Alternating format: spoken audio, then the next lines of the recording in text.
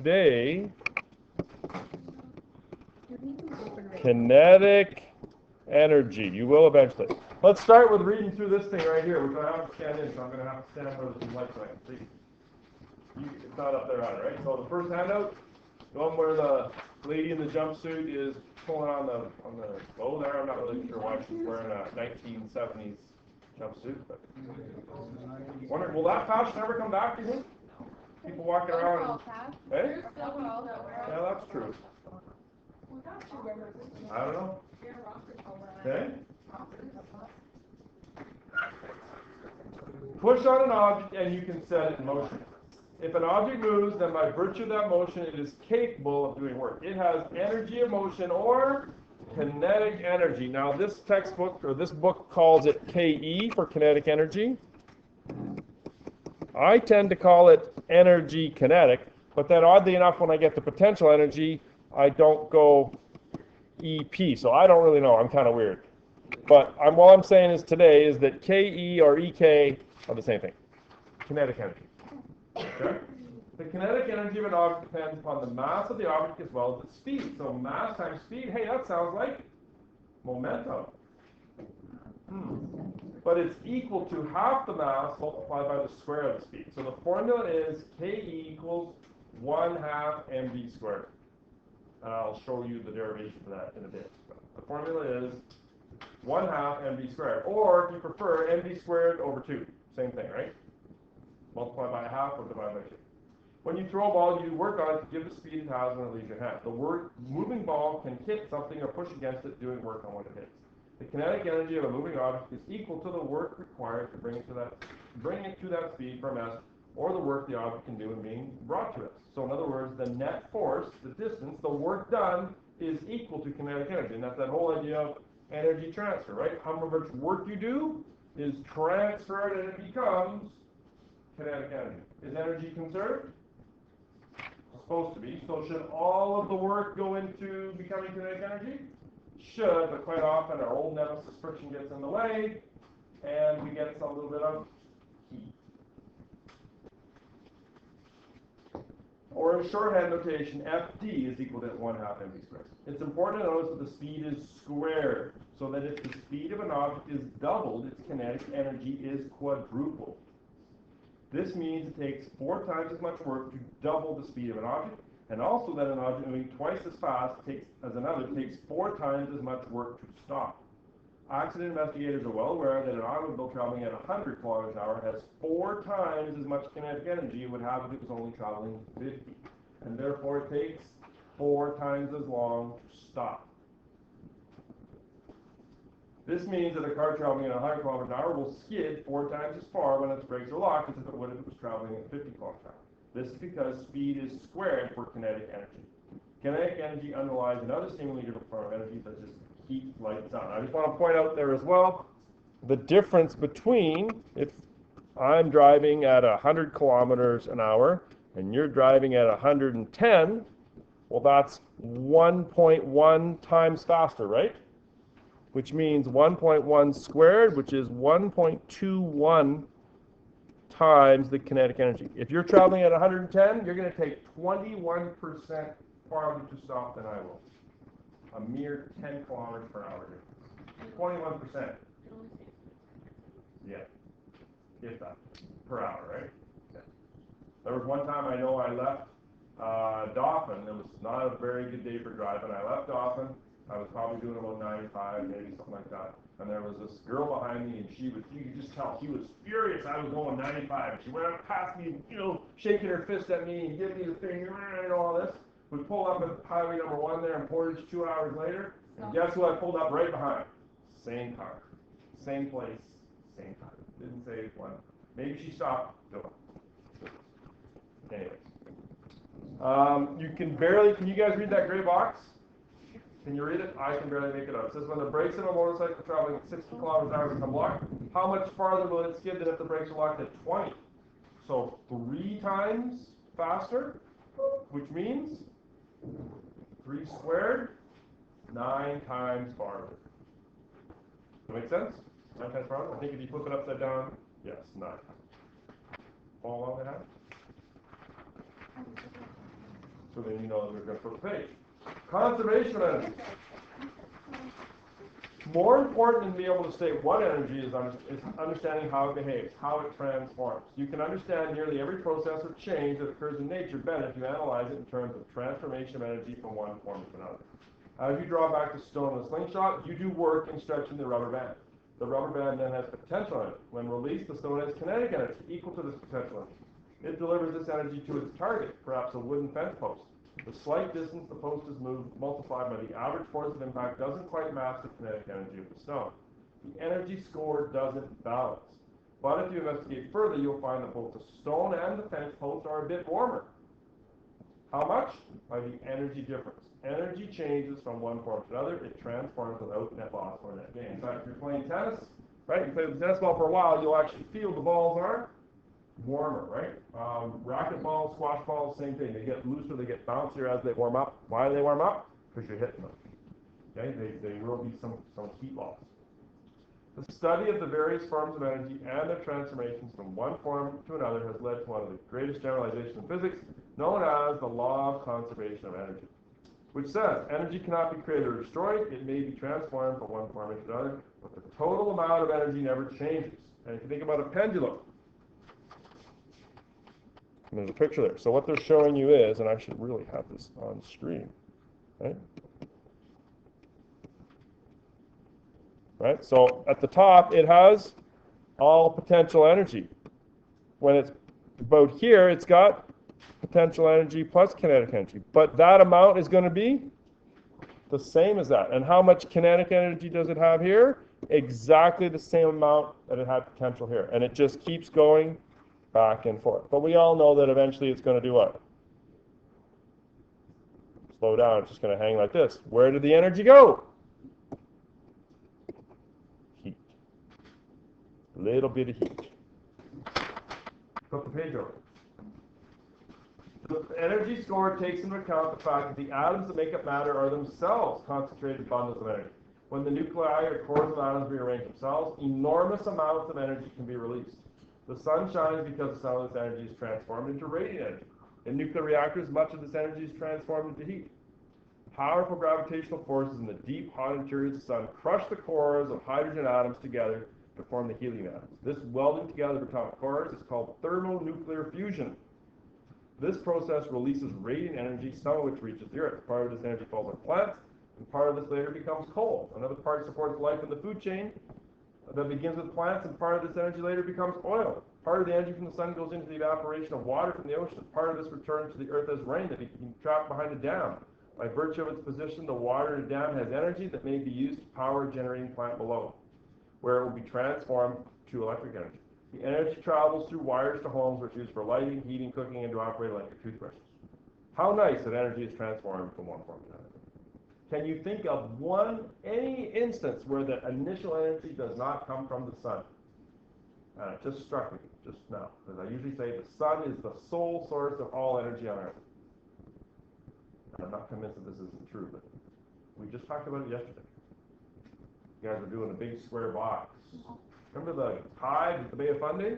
Right? What causes, and if that could be converted to electric energy, and there's no reason it can't, it would be the moon's gravity, wouldn't it, right? So is that directly coming from the sun? I don't think it is. So then the question is, where does that energy come from? I'm thinking out loud here. I don't know where. And gravity is not a form of energy. I guess would it be the kinetic energy of the moon? That's what it would be, I think. As it's moving around. Anyways, on the left-hand side there's a little cartoon, right? And you can see the person jumps out of the burning building and is falling towards the fireman with the little catcher thing that I've never seen real firemen actually use, just in the cartoons. How much potential energy does this person have to start? 10,000, zero kinetic energy. And as they fall, they are losing potential energy, but gaining kinetic. And as they continue to fall, the potential drops down to zero, but the kinetic becomes the same that they had at the start. Minus, of course, what? Friction. Yes, in fact, I would also argue, well, I guess those aren't time, but the spaces in between should probably be getting larger, shouldn't they? But those aren't necessarily even time intervals. Now, can you just make out the gray there again? Well, suppose a car with a miracle engine is able to convert 100% of the energy released when gasoline burns, which is about 40 million joules per liter. So you get a liter of gas, 1 liter bottle of gas. I guess a little bit more than this, right? Is that about a liter? Pretty close. Right, about a liter. 40 million joules. So if the miracle engine can pull all the energy out of that into kinetic energy, if the air drag and overall frictional force on the car traveling at highway speed is 2,000 newtons, which is about right. So you need 2,000 newtons of force to maintain constant velocity. What is the upper limit in distance per liter that the car could cover at highway speed? Now, many of you probably know a little bit about mileage, right? Like gas mileage. What's pretty good gas mileage for a vehicle? Yeah, that's like, you know, what's pretty good, Craig? 13? Oh, so you guys got liters per 100? 13 miles per gallon? Pretty good. Yeah, you want at least 22. Yeah. If you're driving a big Duramax 3500, then rather you might not be pulling 22. They're actually pretty good now. Yeah. If you can get up towards 28, you're doing pretty good, right? Most of the time you convert that, cars will convert that to liters per 100, and if you can get 6 liters per 100, then you're doing pretty good. Really good. Okay? So 1 liter of gas, if you're doing 6 liters per 100, are you going to go 1 liter of gas, you're going to go 100 kilometers? No, you're going to go like 6 now, right? So how far could you go if you had a maximum efficiency engine that lost no energy to heat? Page over, you see the calculations. 20 kilometers, which would be 5 liters. 5 liters per 100 is the absolute best gas mileage you can get if you consider air resistance at 2,000. So if you're getting 6, 6.5, or 7 liters per 100 with your vehicle, you can't get much more efficient than that. Really. Okay. Okay. So that's sort of the introduction to kinetic energy. Let's jot some notes down and give you some derivations kind of thing too. I think I've got that here. Yes, I do. Pardon me? They are not the samples. These are my version of the notes. I don't have anything to give you. If you want to jot stuff down, that's great. I will tell you that there are only 8 slides, and that's the first one. So, like, basically, it's the form of the derivation that I'm about to show you.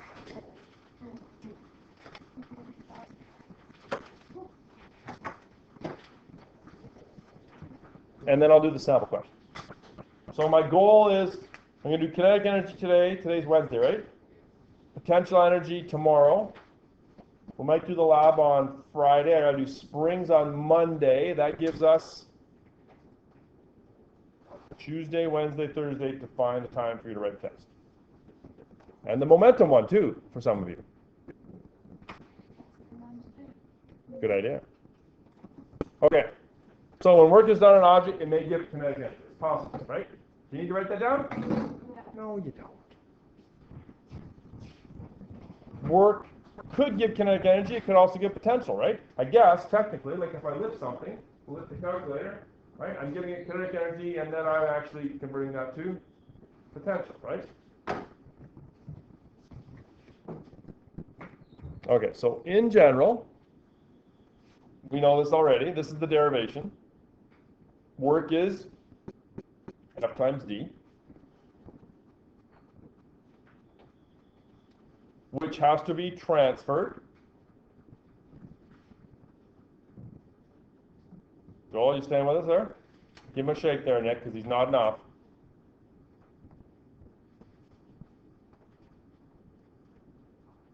Which is the kinetic energy gain.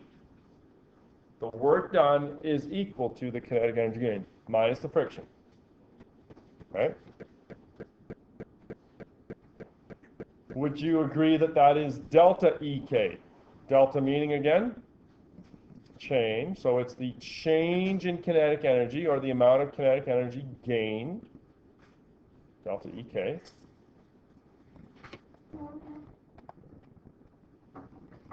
If you prefer KE, that's fine. Up to you. I'm bilingual, I can read both. Okay, so where do we get this kinetic energy formula from? I just gave it to you. What was it? No, like just when I did the handout before.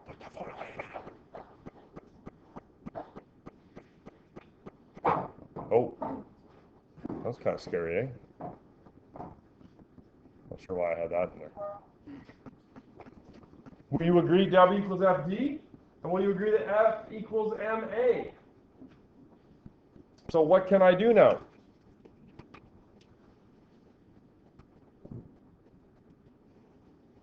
Now don't get mad.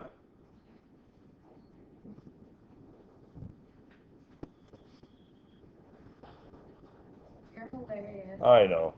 I don't even know why I teach. I should just be on the comedy circuit, right?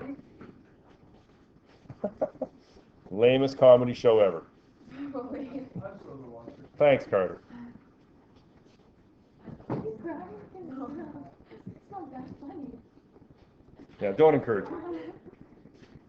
Do you remember this old friend? VF squared equals VI squared plus 2AD? See how that kind of looks a lot like that? I am. Must be added in some goddamn place. Oh, easy. Small children listening at home on YouTube. So they can hear that. What if the VI was 0? Well, then that would just drop off, right? And VI is quite often 0. So then I'm going to rearrange this. This guy is going to be rearranged. I'm going to take the 2 to the other side. It's going to be divided by 2, right? And I'm just going to say, well, VF is like the V, I guess, like the final velocity. So I've got AD is equal to V squared over 2. And I'm going to take that and do what?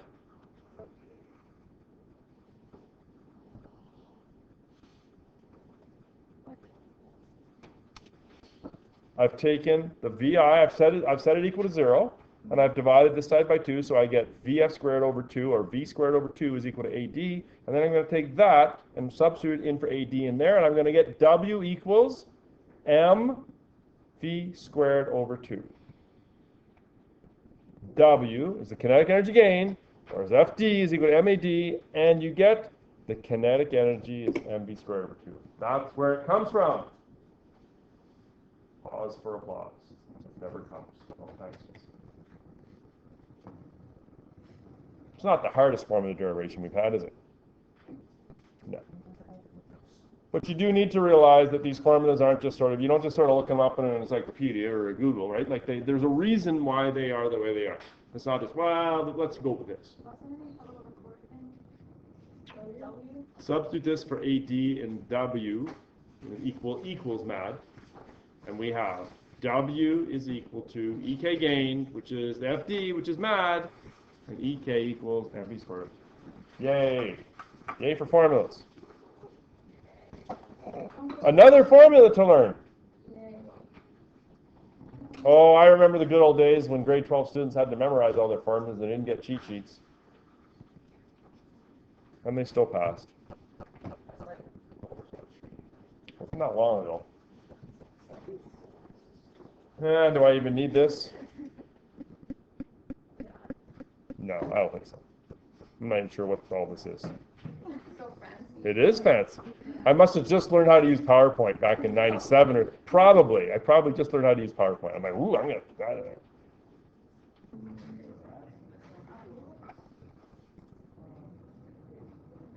Man, that's the lamest slideshow I've ever seen. I thought it was great.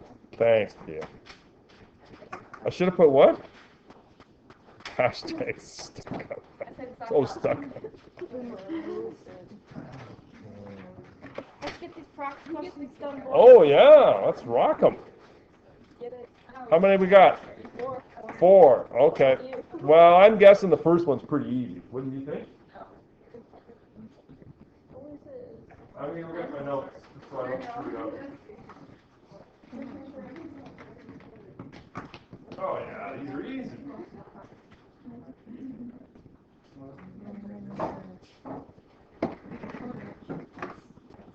We got a force of 25 newtons. We got a distance of 16. We got a mass of 2.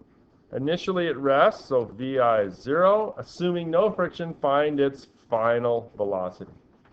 It is all connected some way. Like right from day 1, you mean? Like grade 11. Yeah. It's just like, have I said it's like Shrek, just kind of adding on the layers? Sure. Physics is like Shrek, like an onion? Do you call it? Or Hmm? do you just go forward? Yeah. Hurtful. Hurtful. Okay, how am I going to find the final velocity? Well, I got F times D is going to give me what? I can get the work. F times D is going to be 25 times 16, which is 400 joules. And since there is no friction, all of that has to be transferred to kinetic energy. So our new friend, EK, is now what do you prefer? 1/2 mv squared or mv squared over 2? Over 2? Okay. I might slip up and do it the other way, but same thing. So what's the EK? 400. That's the key idea there. The work done becomes the kinetic energy. So 400 is equal to 2 is your mass, v squared over, conveniently over 2. That was nice of me to do that. Square root 400, you might even be able to do that in your head.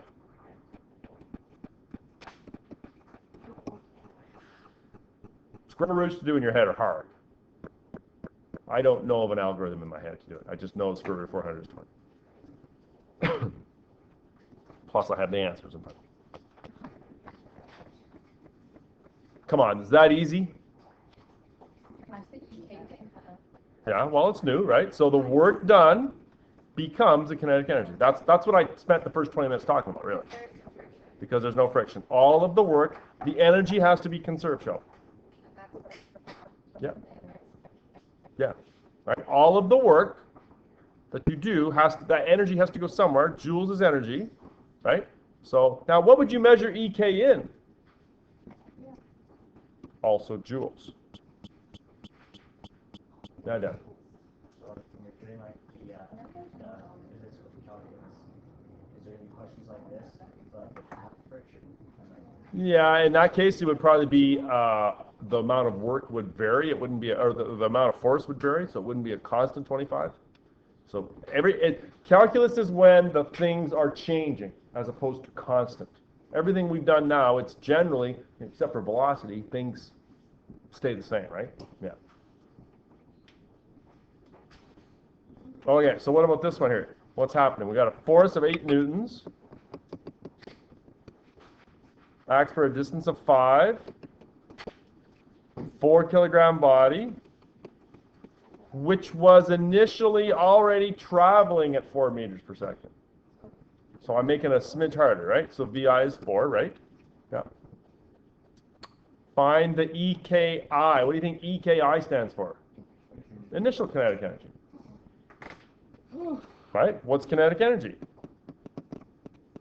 mv squared over 2. So the initial kinetic energy would just really be, I guess I'm going to put it in red here, it would be EKI would actually be the mvi squared, I guess, right? It's just the velocity at the start. So what is the kinetic energy when it has this velocity? So that's going to be 4 times 4 squared all over 2.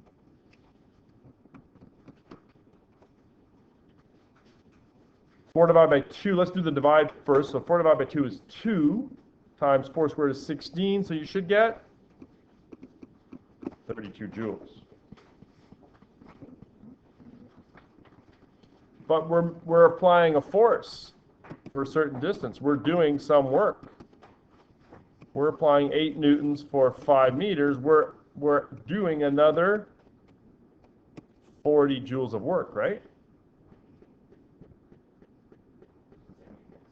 So the object's going to accelerate, speed up. How come? Well, it had 32 joules before. I'm adding 40 more joules, right?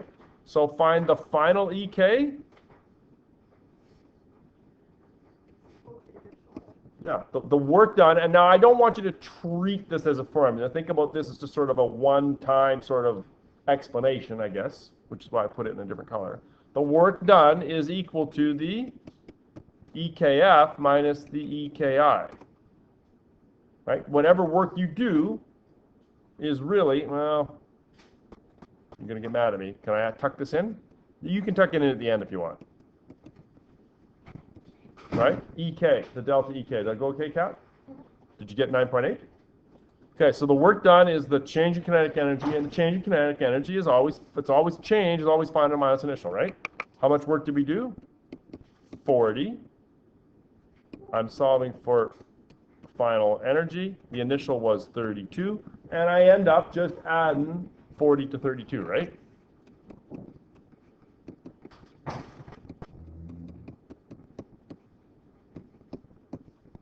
$72 joules. Is that broken, that stapler? Always breaks that thing. Thanks. And of course, I'd like to know how fast it's going at the end. So how are we going to do that? Well, mv squared over 2. 72 is my EK. Mass was 4. Solve for velocity over 2. How do you want to do this?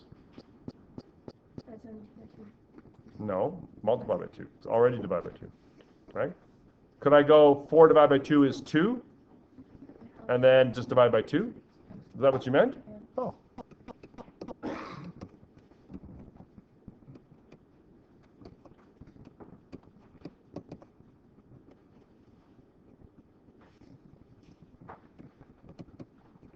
It's not too hard. A few steps.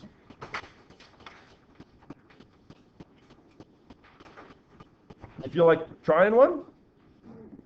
Number 3 is pretty similar to number 2. In fact, it's all virtually identical. The only difference is, I'll give you a bit of a hint. 2 kilogram mass, initially moving at 20, so you've got initial velocity, slides 150 meters on a rough surface where it experiences a force of friction of -2. So really, if you compare that one with number 2, they're exactly the same, except this force here is actually speeding it up, whereas the force here is because of friction, and that, of course, is going to slow it down. So the only difference is you're slowing down, and as long as you use your friction -2, your steps should be virtually identical. Have you got a whole page or a half page of work? Okay. Writing fairly small, I used up about 2/3. So if you're worried that you want a spot for the correct answer, go as far left as you can. I'm going to go do a 10th.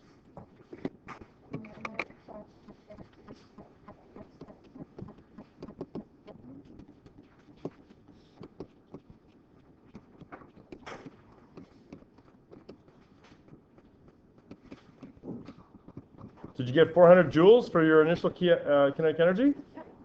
Pretty easy. Work done.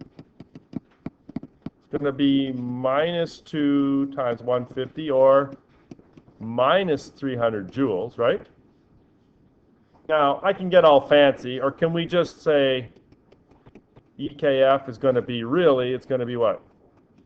400 minus 300. I guess maybe we should say plus minus 300, but whatever. The EKF is 100, right? I think you can all see that. So how fast is it going at the end? Hey, these are pretty easy. Yeah.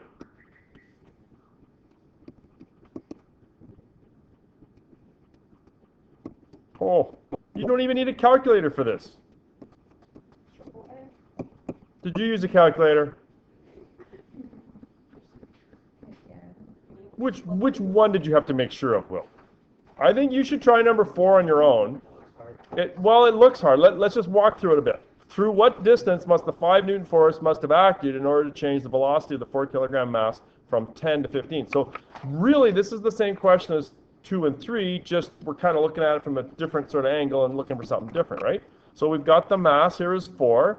We got the initial velocity is 10. We got the final velocity is 15. So I really could, I guess, figure out what the EKI is.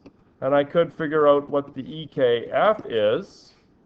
And the difference between those is going to be the work done, which is F times D. Does that get you pointed in the right direction enough, do you think? Give it a try. You'll feel really good if you get it right.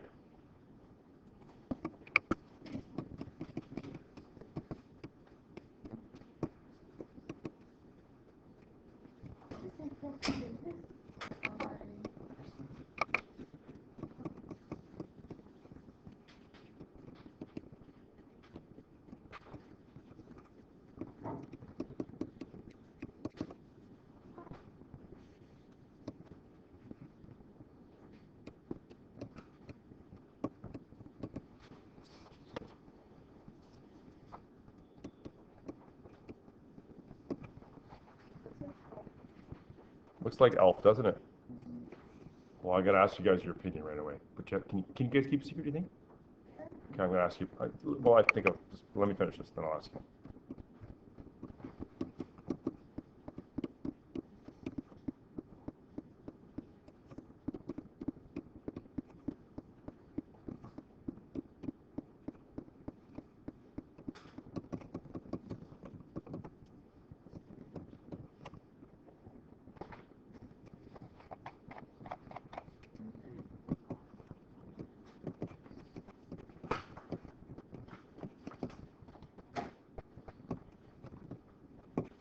Did you get 50 meters?